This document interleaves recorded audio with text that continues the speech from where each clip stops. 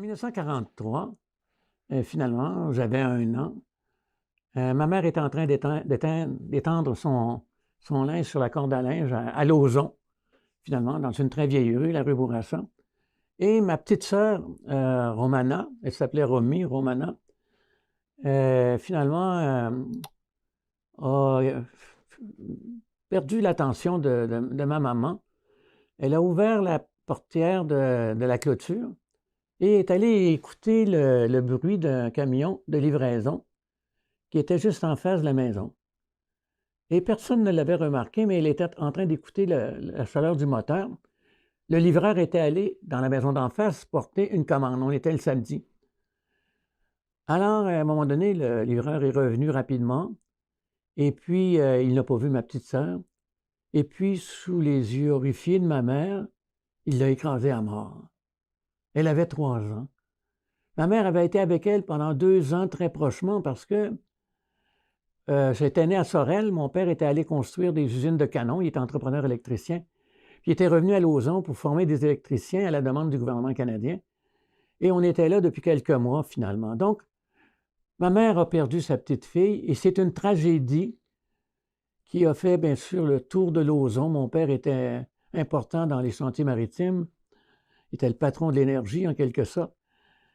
Et finalement, donc, les femmes se sont approchées, l'ont soutenu, toutes les femmes de la rue.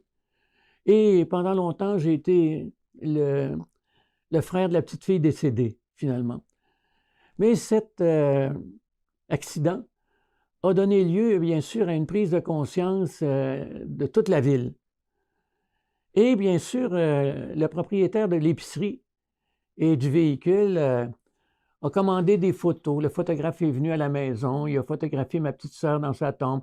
Ma mère avait de très belles photos d'elle à Sorel quand elle passait les 2 premières années de sa vie avec sa petite fille en restant à la maison, etc. Et finalement, ma mère a gardé dans son album de famille plein de photos de circonstances du décès de sa petite fille. Même sur son lit de mort à l'âge de 100 ans, ma mère criait encore après sa petite fille. Elle n'avait rien oublié. Quand on lit les albums de famille, on retrouve beaucoup d'éléments qui concernent la représentation des défunts. C'est vu comme la photographie qui apparaît en 1839. Alors, à l'époque du daguerréotype, on va photographier des défunts dans leur siège, souvent avec les parents qui sont à côté, et ça va se continuer tout le temps. Il y a même des albums de famille de campagne.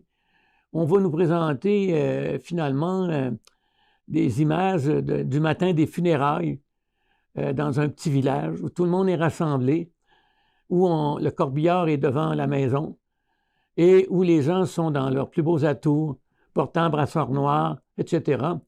Et on attend finalement la sortie du corps pour s'en aller ensuite en défilé à l'église paroissiale pour les funérailles.